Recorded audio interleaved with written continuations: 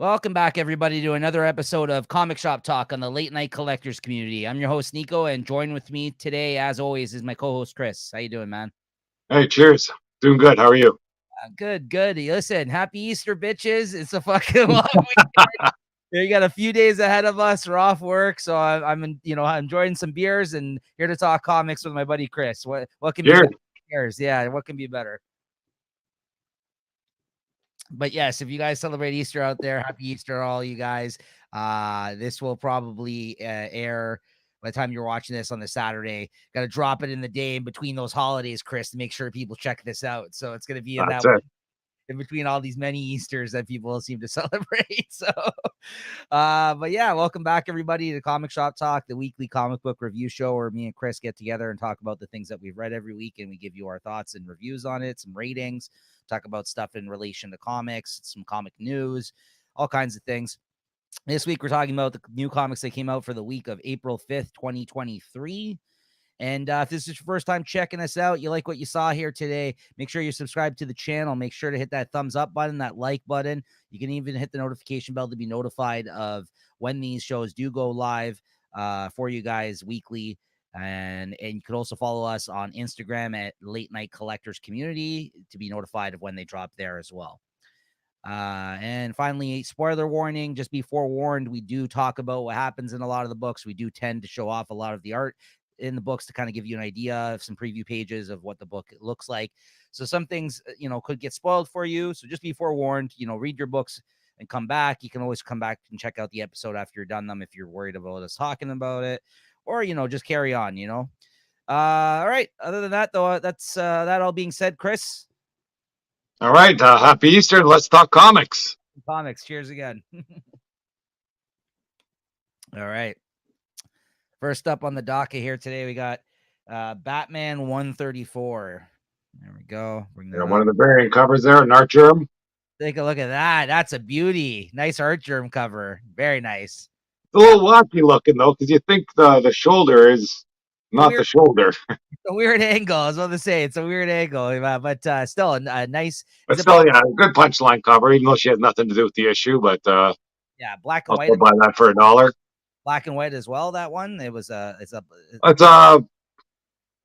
really black and white. Black, white, and purple.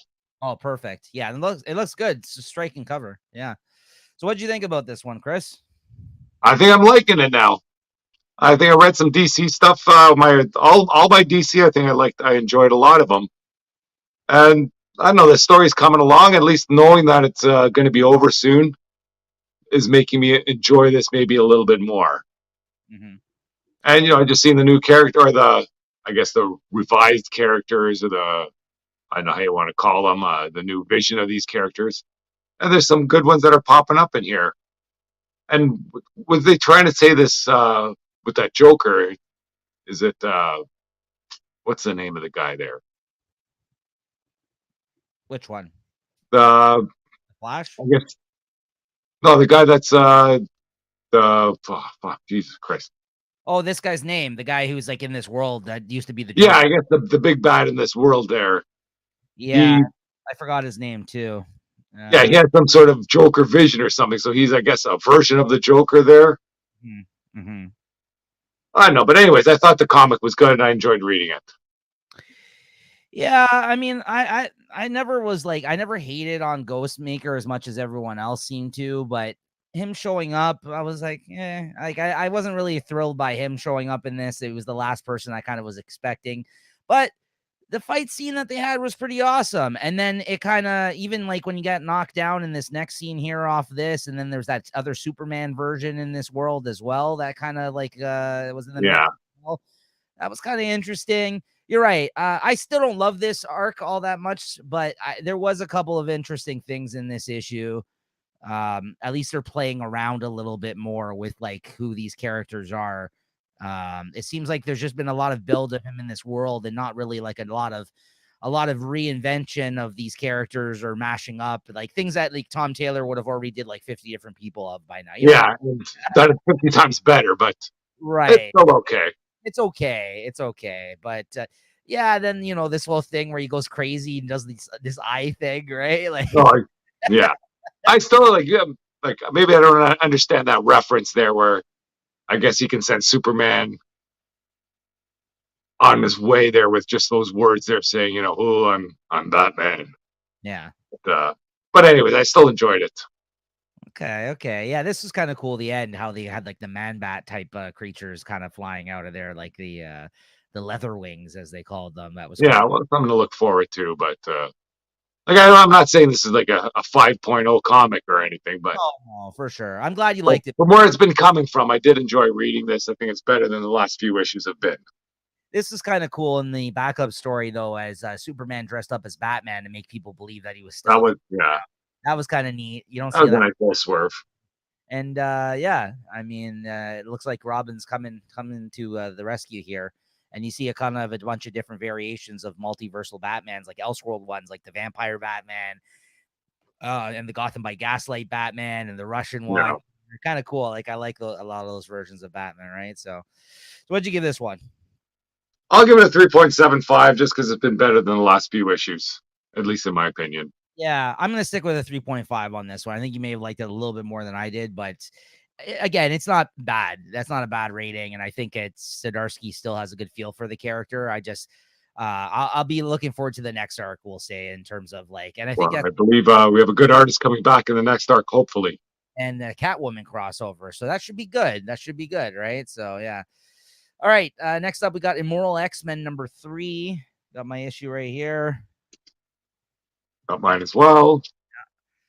So how about this? I was expecting more of a resolution to this at the end of this issue. But there's some crazy stuff going on in here. Yeah. This is a very wordy comic from what I remember. Yeah. And I guess everything's coming together in Dominion. I still don't know how this is going to play back into like the Immortal X-Men, and how it's going to, everything's going to play back into the new issues. But I thought it was a good read, and I enjoyed this one too. Nothing spectacular, but yeah, likewise on this one. I don't know. I think they kind of lost me with this third issue, to be honest with you. I thought it was all right. I just don't know if I'm digging this 1,000-year in the future thing that they got going on. I think it's too far. Yeah, because it's just like I think there's like a major disconnect by the time you get to this point in the story. Because I also didn't dig it. I think next week Storm comes out, and then I think I didn't like the other series to begin with. That other one, the Nightcrawler one. This was my favorite of all three, but this issue was my least favorite of all three, and it kind of lost me a little bit here at the end, to be honest. But I think it's just because we're jumped too far in the future here. You kind of lost touch with the characters we were focused on in the last one, although they did establish these two characters. Obviously Sinister has been in it, but like you did get this chimera of like the magic and was it not Cyclops, Colossus or whoever it is, right? Yeah, it was like whatever, the cocktail of 5. Yeah. So, I mean, that kind of ended out, I think, the last issue, if I'm not mistaken, that whole idea. But yeah, it wasn't bad.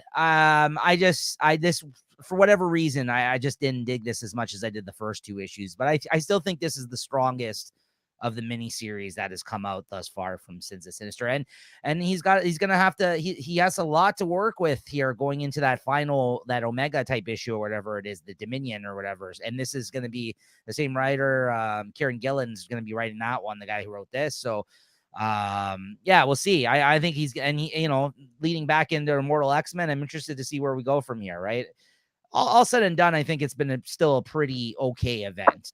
Is Sins of Sinister. Like that Rasputin character, though. I'd be nice if they could kind of bring her back into the fold, because she seems like a pretty decent character if she can pull her back in time to the present when they do come back. But yeah, I mean, they might. I doubt it. That might be. I don't know. We'll see what happens. Right? There's still, like I said, I think he has still a lot of ground to cover, tying all these series up with that Dominion issue coming up in a couple weeks. Yeah, it looks like not much has happened in those 900 years in between. The last issue and this one. Yeah. So, yeah. So what'd you give this? I'll give this one a 3.5.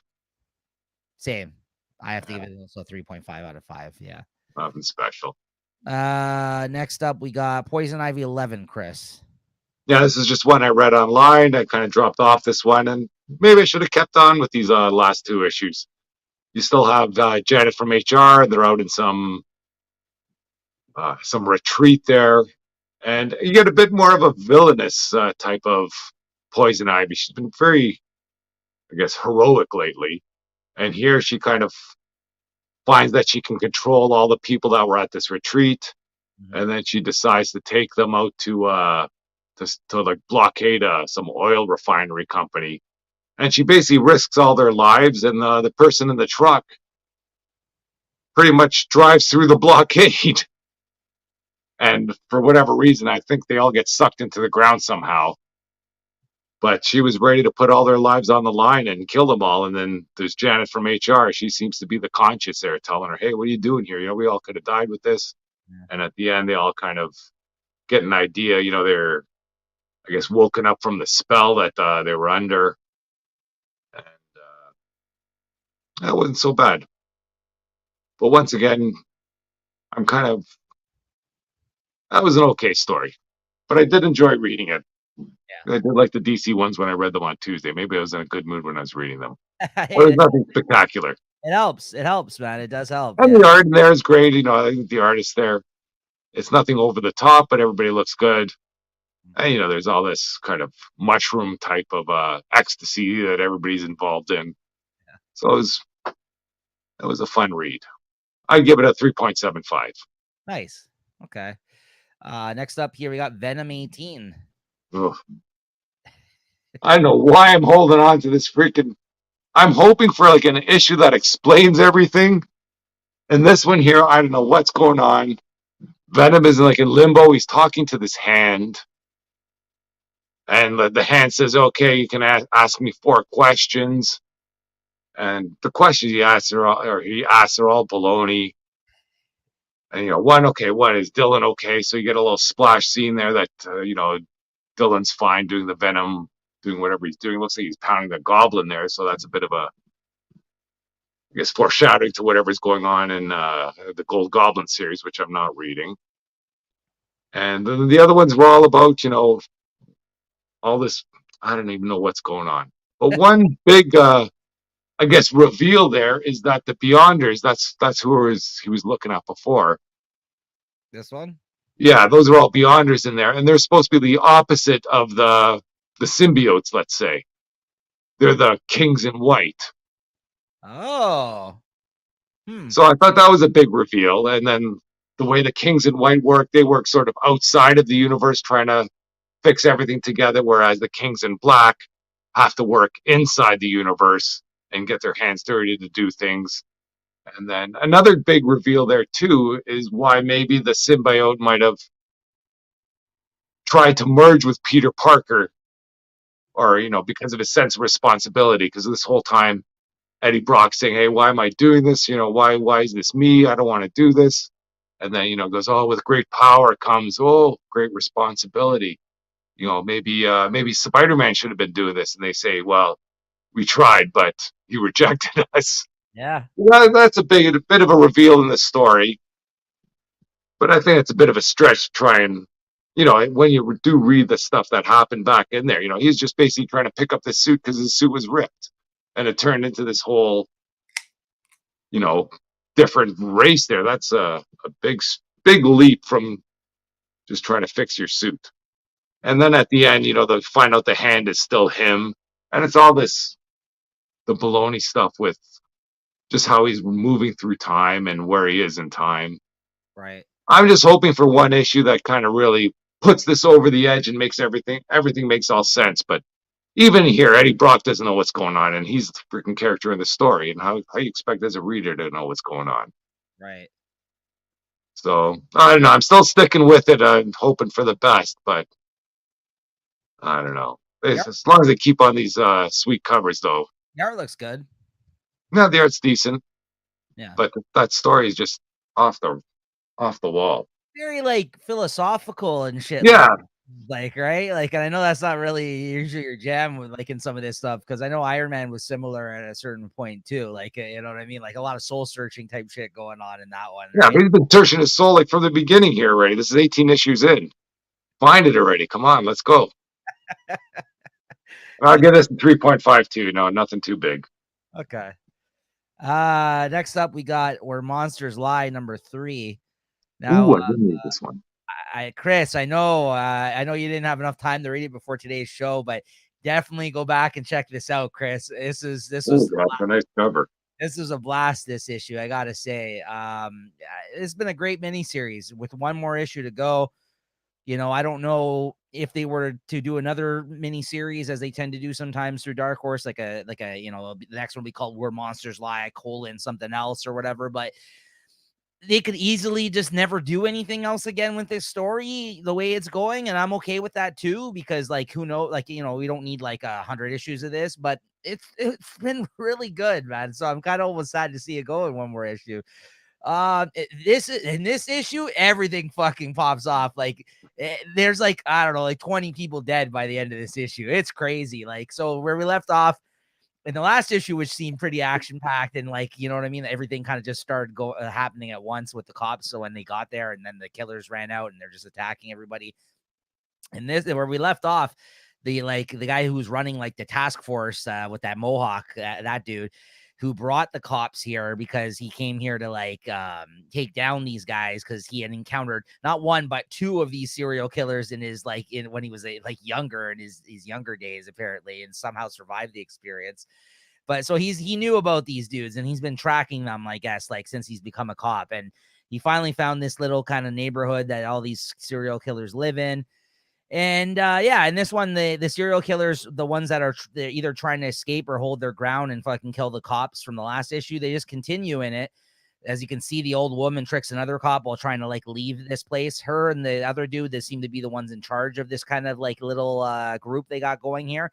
They get away, it seems like. She ends up tricking this cop into thinking she's just like some helpless old woman, and fucking shoots him in the face. And then and then this guy, like the dude who's he's kind of like what the hell's his name from Silence of the Lambs, like a Hannibal Lecter type of dude. This guy, he goes and starts killing some folks, and the cop just comes out, that Mohawk guy, and he's not fucking around. He shoots him, comes out. The chick with the little ventriloquist guy, dummy guy, he comes out. That guy comes at him. He shoots the clown in the mouth and the teeth. Like, and the violence is just insane in this. Like, shit just goes down. And then he boots the little fucking ventriloquist dummy. Like, he gets lit on fire by the clown after he shoots him. And he comes at him, like, as you can see in this scene, like on fire, but he just like football boots him like into the distance, and ends up shooting the woman in the face. This guy starts killing cops, coming at them with like a lawnmower. So it's just insane. And we finally found out what was in the shed from the last issue. And it's a fucking one of the hugest dogs you've ever seen. Like, it's just like this huge demonic dog. It's got like a demon's name or something, like Baphomet, I think is his name. And this scene was pretty funny too. The black kid, these cops, they're like freaked the fuck out because they're like one of the only two standing still. And they're like, oh, don't let this kid go anywhere. He's like, you tricked us. You're the one that brought us here. He's like, you're the fucking ones that brought me here. I warned you about this place. Like you guys are fucked, right? He's like, what's wrong with you guys? And they're like, maybe we should just shoot him just in case. Like, right? And they're like, they don't even trust the kid anymore. Like, he's like, what is this, a black thing? He's like, what the fuck? And so they just have this really funny dialogue between the two cops. And then all of a sudden, that fucking huge, massive dog comes out of the shed and just eats them. It's so much fun, man. So much violence, so many funny jokes mixed in with the violence. There's even hold on. I have it here on the tablet. Because I read this online. Let me just bring this up. I got to say this line to you, Chris. There's a ventriloquist dummy, the ventriloquist dummy guy. He comes out and he's like, you think that's going to stop me, huh? You think a little fire is going to stop Frankie Rubberdick? And that's his fucking name. Oh boy, I just had a blast with this, as you can tell. His name has never been revealed before this, so like I just like, that's such a stupid fucking name. Oh yeah, and then the black kid runs back into the house, and the puzzle master is in there waiting for him. Yeah, so it doesn't look good for him by the end of this issue. Anyways, this cop just kills like 5 of them though, just takes down a whole bunch of them. And then he's like, wow, I thought I was going to have a lot more time, harder time taking down you guys, right? Like, no wonder you guys go after like, women and children, all these. Yeah, I go after the weak all the time. Right. He kind of makes quick work of like 5 of these dudes, including one of the ones that came for him when he was a kid. This guy who stabbed here, but the way it ends, he's sitting there boasting about, oh, I thought this was gonna be a lot harder. And then the scariest out of all these fucking guys, like the Michael Myers, let's say, of all these dudes, is standing behind him at the end. So what issue to go, man. Chris, you gotta check it out. I had a blast. Sure. I gave it a 5 all the way. Oh, nice. No complaints. Is nonstop fun and laughs and crazy fucking action and like I said, huge, like, lots of violence. So yeah, it's really fun. Adventures of Superman John Kent #2. I also read this week. I ended up taking a chance on the first issue. Really enjoyed it, and it continued with this. Man, I'm kind of disappointed I didn't end up picking this one up. I might have to check out the trade. This is a lot of fun. So in this issue, they kind of, further delve into the past, something that happened, which was actually in the Superman run before this one that's going on right now. That detailed, like, it was when John, basically, they aged him in the comics. Like and there's a whole story about how Ultraman basically abducted him and he held him hostage in this fucking in the middle of like a volcano or something like that. Like he actually was stuck in like the middle of like a like active volcano or something, and he has like PTSD from it. He got all, he fucked up his life as a kid, and I don't know if that's when he got aged, but it was around that same time during like the previous run with Superman. So they kind of reference that scene in this comic. And why this he has a lot riding on this interaction with Ultraman showing up now and killing all the different Supermans from different universes, right? So where we left off, they were just about to go cross over with the black Superman from another Earth and the Lois Lane, that's like the red tornado from another Earth, that met up with them to warn them of the Ultraman coming for them, coming for different Supermans. And his father not being around at this time, John stepped up and he wants to help out, and they end up, Red Tornado ends up detecting which universe, like she's able to track him, I guess, where he's in different universes. So she was able to track it where he was after, and unfortunately she could only track him if he kills a Superman. So as soon as he killed a Superman in another universe, she was able to detect him, and she's like, we got to go now before he goes to a next one, like, and I'll lose him. So the black Superman and John, they end up going to this other universe. She ends up getting taken out right away. Ultraman just fucking flies right through her, like destroys her. And then it's up to John and the black Superman here. And he takes black Superman down quick. And then John goes up against Ultraman and he's getting his ass handed to him there for a moment. Although he's like, he's coming back at him a little bit too. And he ends up fucking cracking him like some like crazy, like lightning punch or whatever, knocking him out. And but then when they're both kind of on the ground, fucked up, he goes over and starts choking the life out of him, and looks like he's done for in this moment. And who shows up?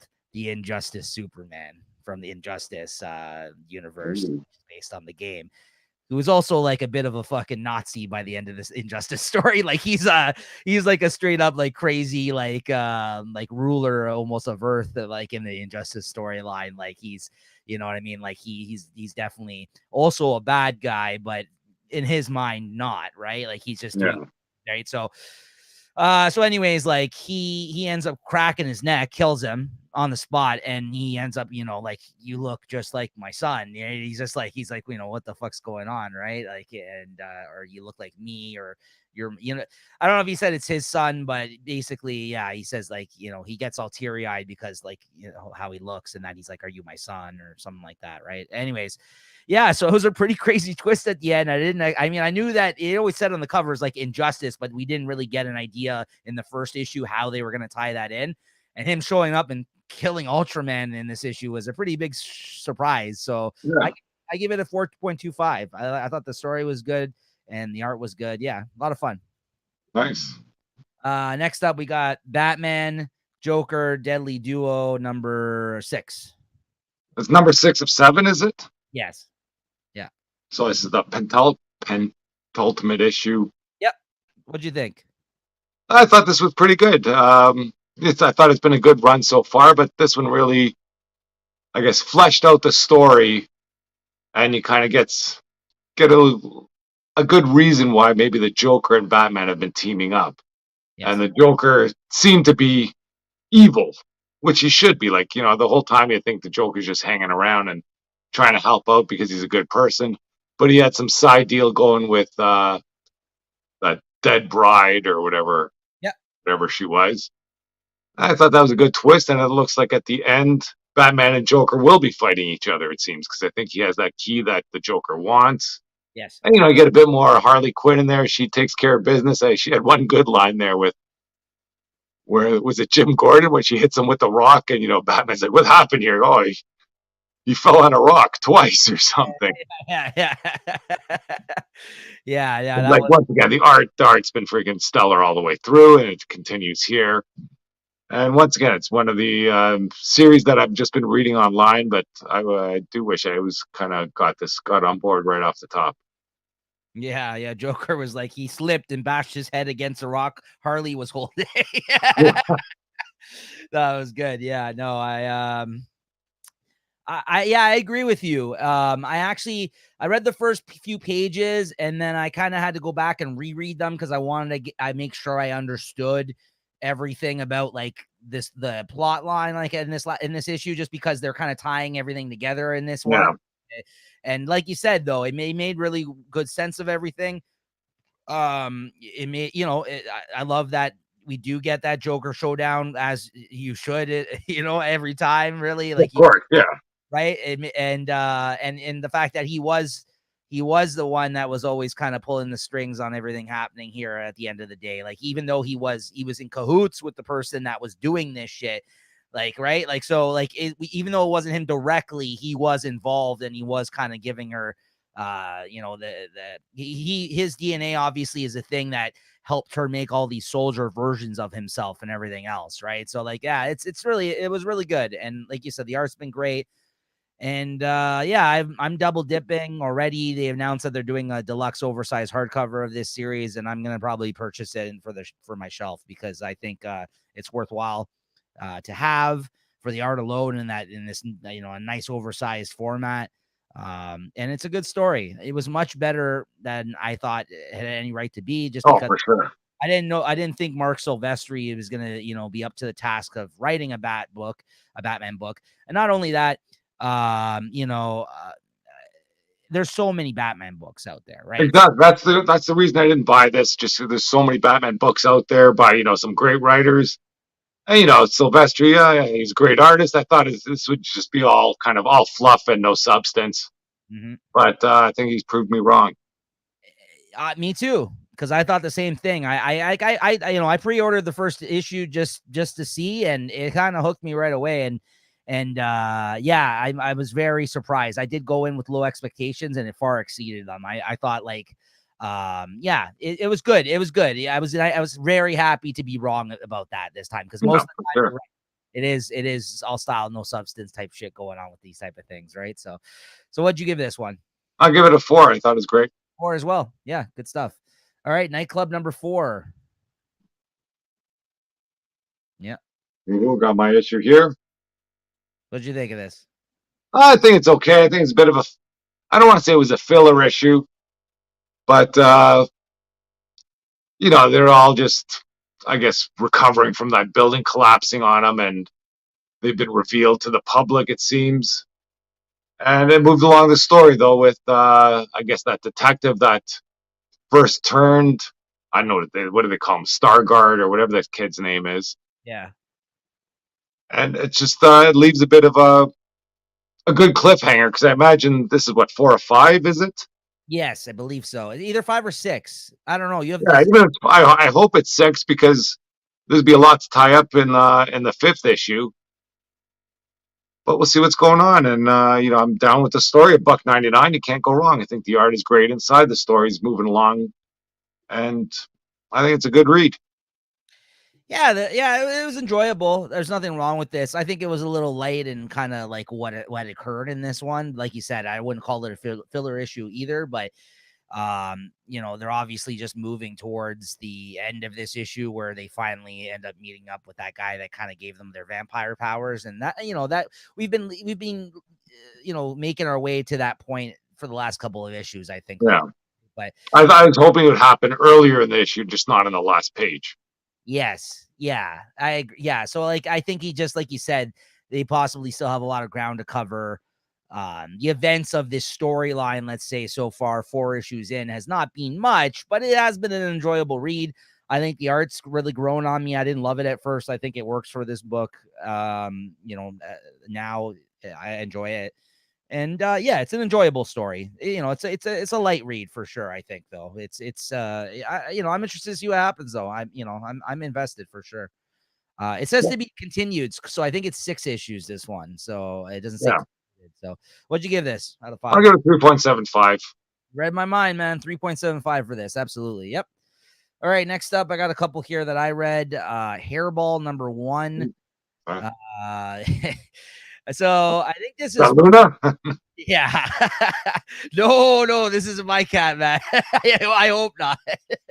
Oh, that good? I mean, This is a horror book. This is a horror. oh, So this is I think it's one of 3, maybe one of 4. It's a small miniseries.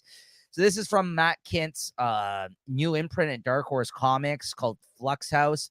And he's did this book with Tyler Jenkins on art, who's kind of got like a watercolor kind of art style that he's worked with a lot over the years. Like he's worked with on a lot of different books with him, like the last few years with Dark Horse. Um, and this is a horror book about some sort of a weird cat that this family has. So as you can see, the opening sequences here, you see this cat kind of, it's like sitting on the windowsill, kind of looking out the window, and there's a young girl in bed, and the cat goes on the bed, and you see it come up to it, and it looks like it's just licking her arm at first, but then like it actually bites into her arm and makes this like weird mark, like etching on her arm.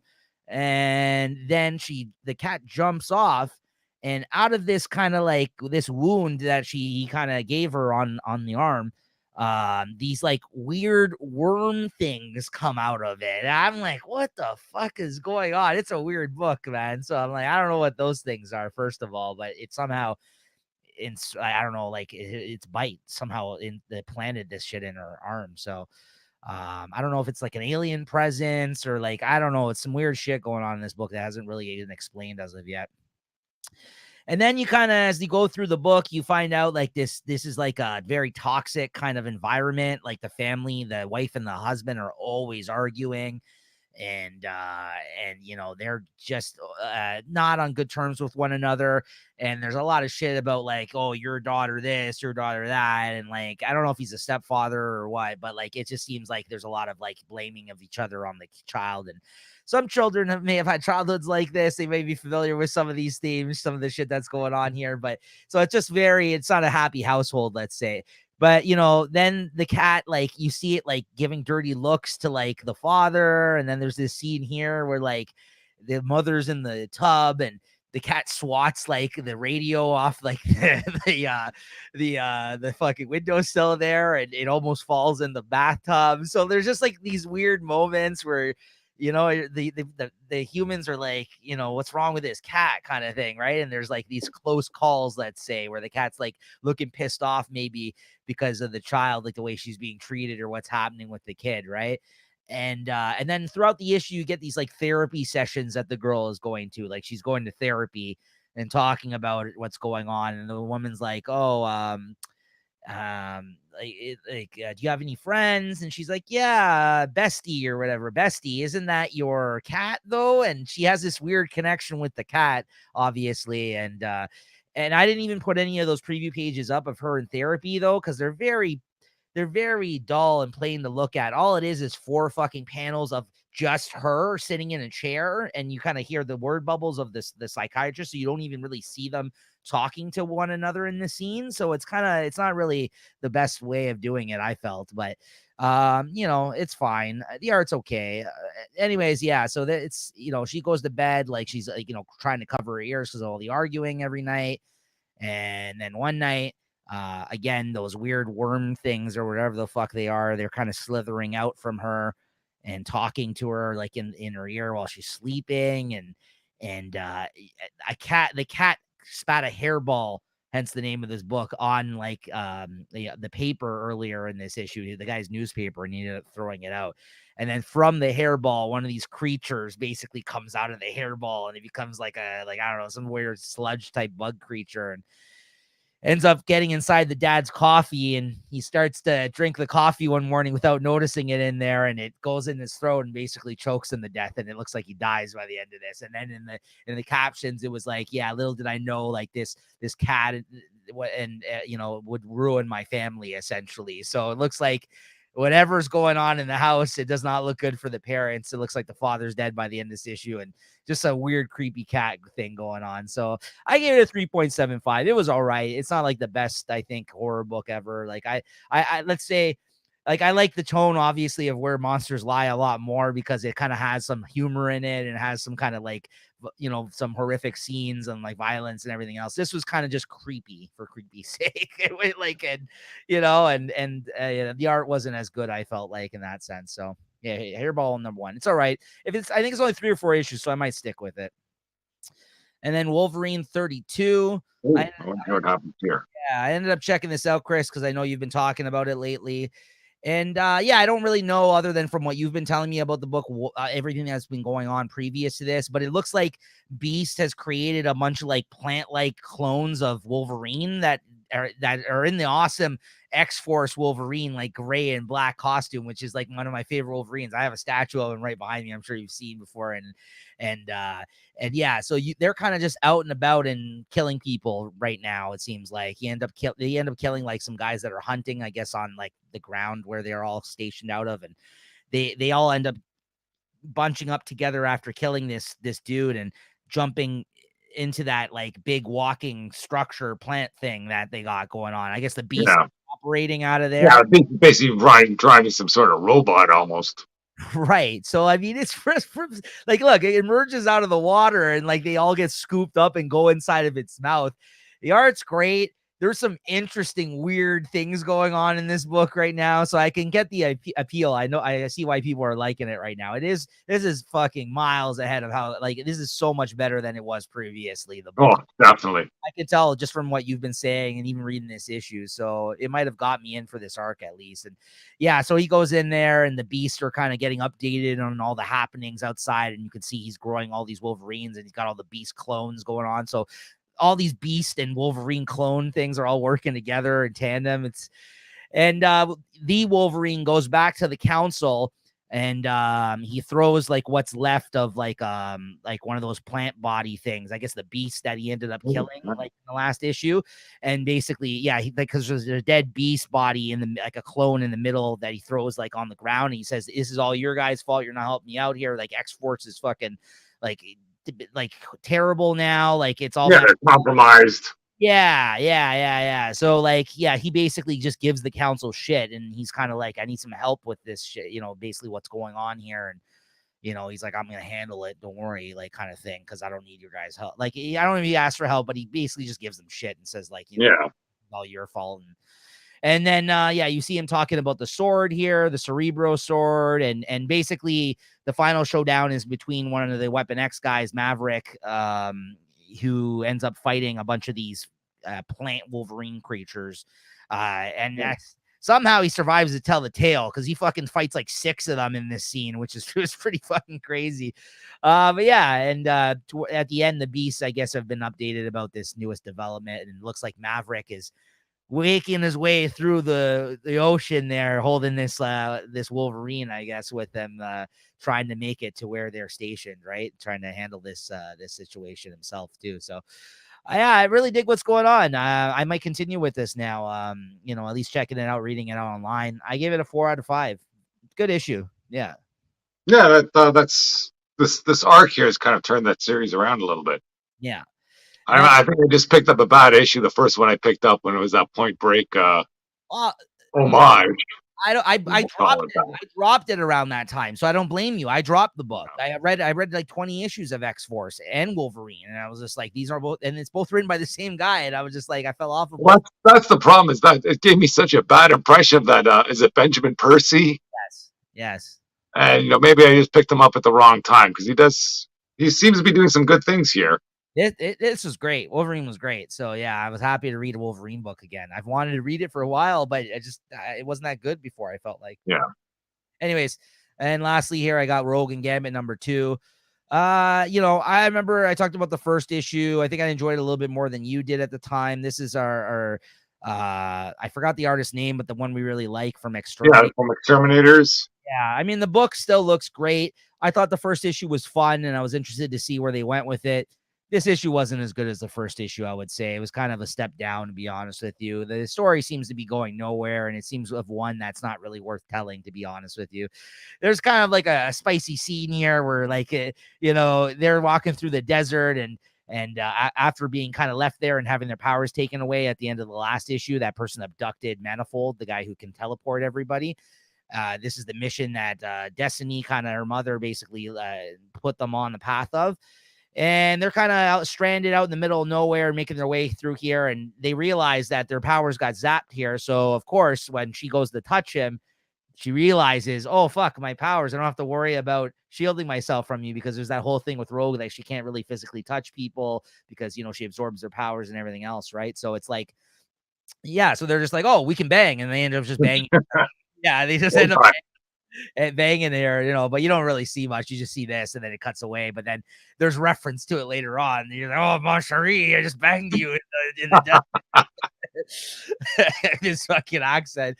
Yeah, so you see Manifold here. It's still a mystery who has abducted him and imprisoned him at this point. But anyways, that they show you what's happening there.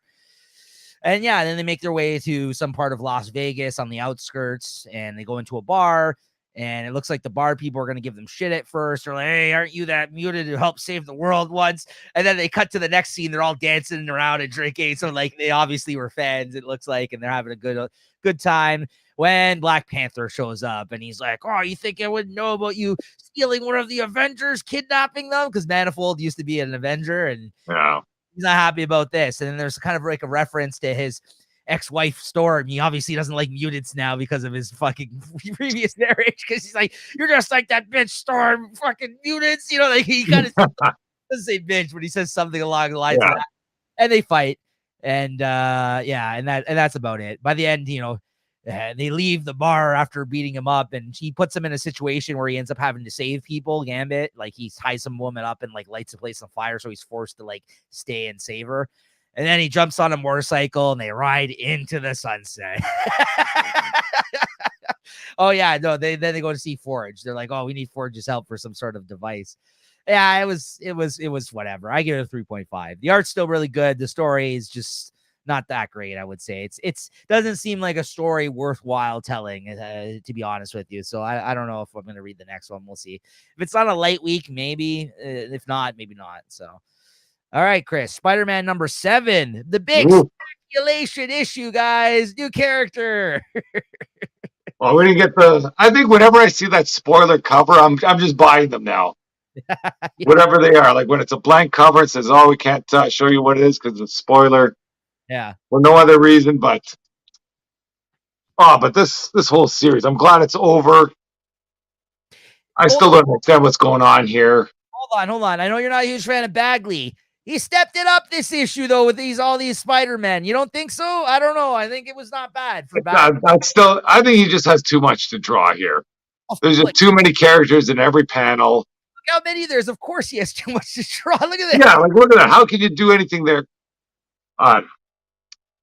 I was hoping that this would be the end of the Spider-Verse, and somehow all these spider people, like, all these irrelevant spider people would die somehow, and I'd be happy with that, and then you're just back with, whatever, maybe 10 spider people.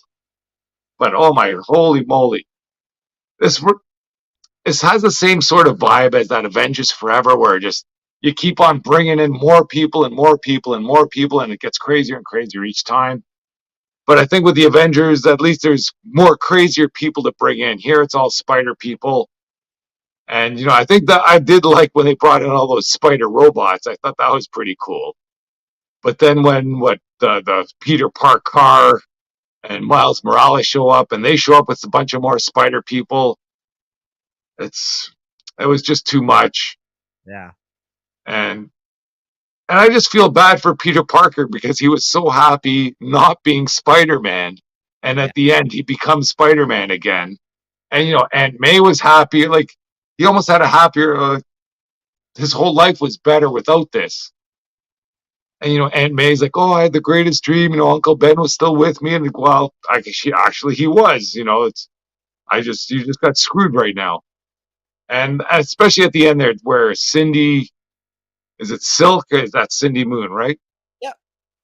Yeah, and she's like, oh, how can I be the chosen one? And you figure with Peter, with all his responsibility, at least hang out and see what's going on. He's like, nope, I'm out of here. Zoom. I'm gonna spin off and go chase a car. When you got like freaking 2,000 spider people behind you with these robots, wouldn't you hang out and figure out what's going on? That's what I think, at least. But I thought it was and then Spider Boy, whatever that's up to. That's the big reveal here. Is there's a Spider Boy. It's Bailey, whatever that means.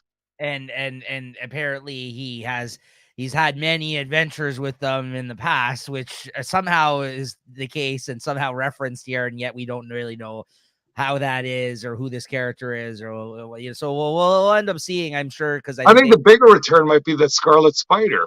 I don't know anything of him. Yeah. I always thought Ben Reilly was Scarlet Spider, and then he just changes costumes here and there and everywhere. But I guess not. Scarlet Spider showed back up, and so did Spider Woman. And yeah, I think, but I haven't seen anything of Scarlet Spider.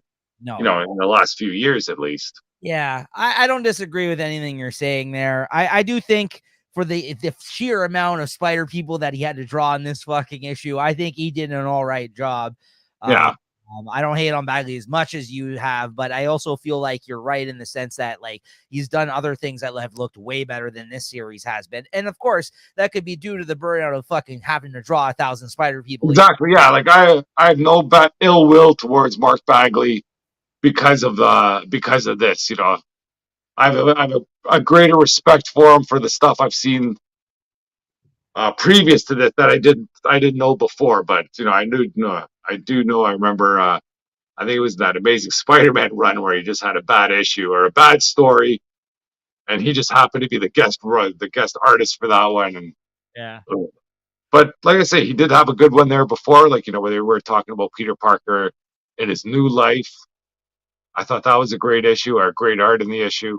Yes. And hopefully, when they kind of move back more to a local Spider-Man story, we can, he can ramp up his the pictures. Well, the art. I mean, the next one we're finally looks like going away from Spider-Verse now. So the next one has Electro. So I'm actually really looking forward to that. Like, and if I think it's a lot more of a grounded storyline, it could be a fun addition to the kind of like a companion to the Amazing Spider-Man series. Who knows, right? So I think we'll see what ends up happening. I wanted to see this through.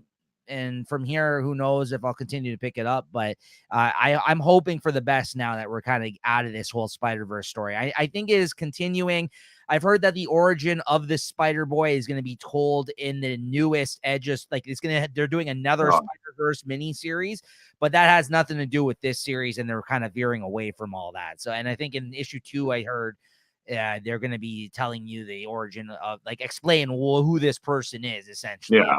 So if it's piqued your interest enough, and I also heard there might be a spinoff series. So yeah, there's going to be more of that out there. If you have to know who this person is now, right? If for whatever reason, but it was fine. I agree with you. It wasn't all that. It was a lot. It was a lot really convoluted towards the end, and I'm happy that it's over. But I did start growing on me the last couple of issues. I will say, like, I didn't really like the start of this book at all. But the last couple of issues have been not, and that Silk issue I think was the best one out of all of them, out of all the issues. For sure. A standalone. So what'd you give this one out of 5? I'll give it a 3.75. Mm-hmm. Same. Maybe. That's what I would give it. I think there were some good moments in this. Like I did like how he the Peter Parker was the one to save the day out of all of the different variations like that. And that whole gizmo thing that he kind of cooked up that was like a hand cannon type thing. But it seems he'd be happier if he just stayed where he was there. He'd have a happier life, happier everything around him. But I guess there wouldn't be much of a Spider-Man comic after that. All right. And lastly, guys, speaking of Spider-Man, we got Amazing Spider-Man number 23 this week. Continuing the storyline of what happened during that time that, the series started off and we really didn't know what happened to Peter during that kind of time period where he, I guess him and Mary Jane get separated in two different dimensions, right? As Yeah. it was, yeah. So, what do you think of this? I'm glad that whole storyline is over. That what happened. I wasn't really happy with that explanation, but I'm happy with the aftermath. Where in this issue, I thought it wasn't a very wordy issue, a lot of action, and I thought it was great action though. And Peter Parker, he's on a clock, and he doesn't have time to dilly dally with things. He goes to Fantastic Four. And, they kind of tie him up. He goes, I need to go now. Time is moving, and they're not able to help him. He runs away, and then Captain America there shows up, and it's good to see freaking Peter Parker just take care of business when he has to. He has no time to explain himself. He goes, "You can help me or not. You're not going to help me." Boom. I'll put my. He grabs a shield with his sticky hands and rams it in his face and splits. Well, yeah, one thing we did already guess was the fact that there was a time difference wherever this other place is that they went. There was a time difference, which kind of would explain the fact that she maybe has kids.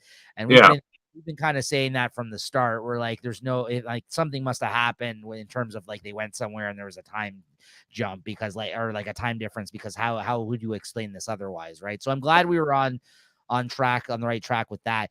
I really enjoyed this issue. Thank God for this issue, because this last two issues have not been that great in my opinion. Like it's kind of like soured me on this whole storyline. And like you said, like we waited this long for this, and it's like this whole thing with the God, and I don't know who the fuck that is and everything else. But yeah, this was just a fun action-packed issue.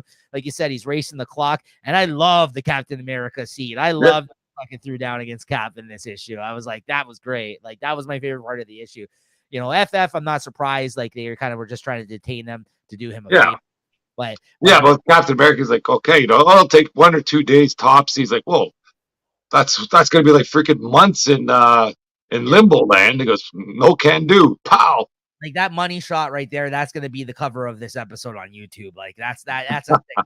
Like him just fucking clocking him right in the face. Yeah, because it's not something you'd expect or that we've seen really, I feel like, or if we have, like, it's not something that happens that very often where he actually ends up fighting Captain America, right? And all these guys don't understand where he's coming from, and he is not even wasting time to explain it, because he's like, we don't have no time.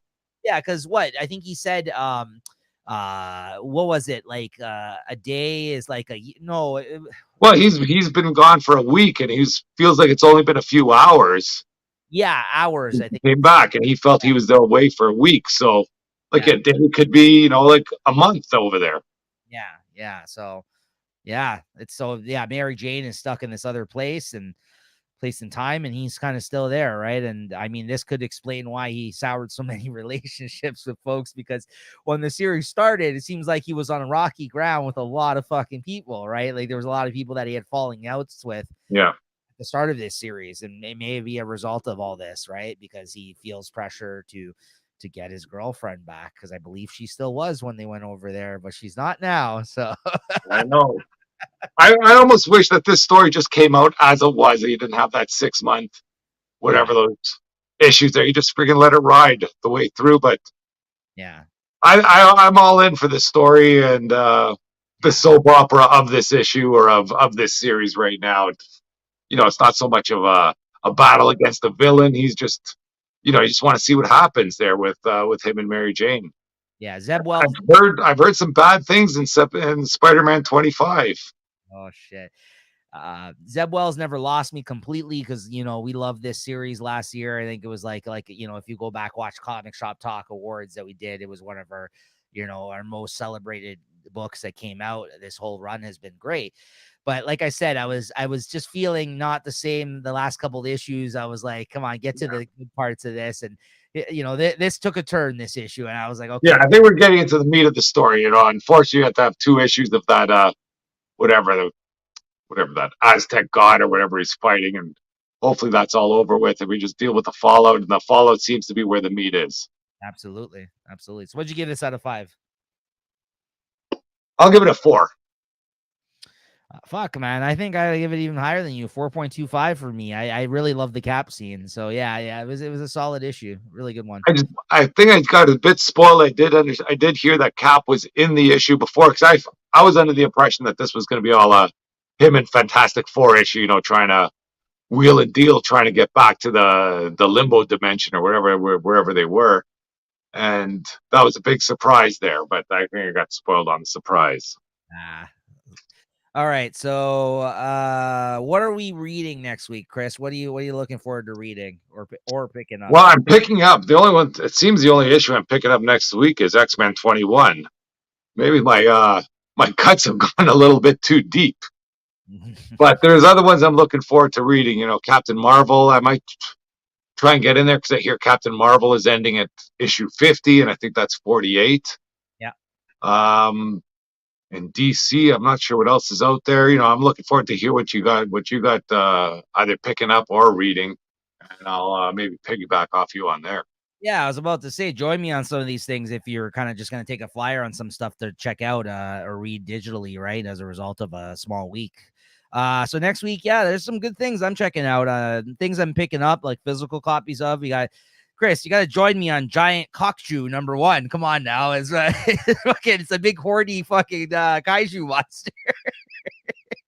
It's one of 3, a new Image miniseries from Jerry Duggan, who, he's a favorite around here, writes some books we really enjoy. So that's Giant Cockshoe #1. Phantom Road #2 comes out, the new Jeff Lemire series. Also a new horror #1 from James Tynion, World Tree #1.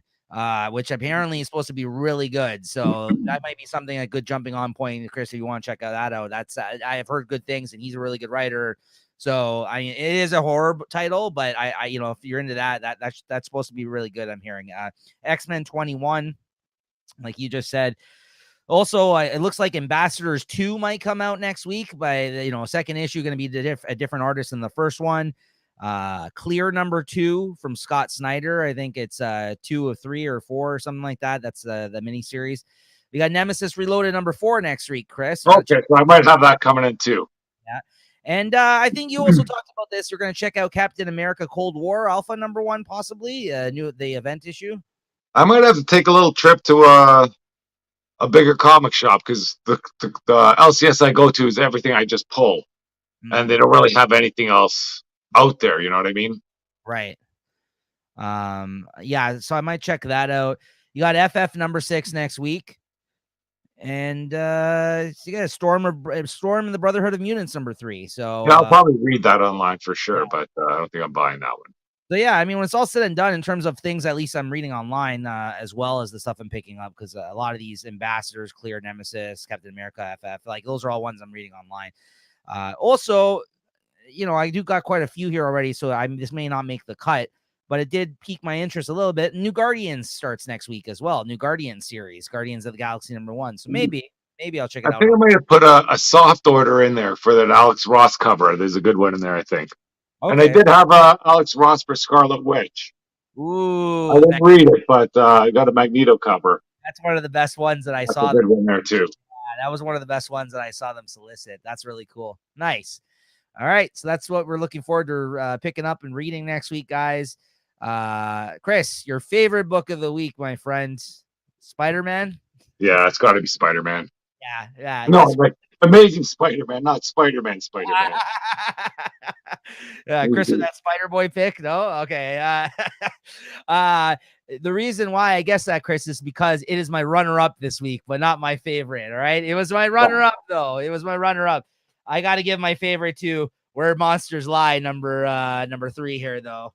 Here on my new tablet, Chris. Look at that. It was a blast. Where Monsters Lie, guys. One more issue to go. Definitely, if this was a book that was under your radar, definitely check it out. It's a hell of a lot of fun. And when it's all said and done, it's only going to be like a 4-issue mini series. So it's definitely worth checking out. All right, guys. That's going to do it for this week. Always a good time talking comics with you, Chris. Thank you. And we'll see you guys next week for another one. Later. All right. Cheers. Have a good night. Later.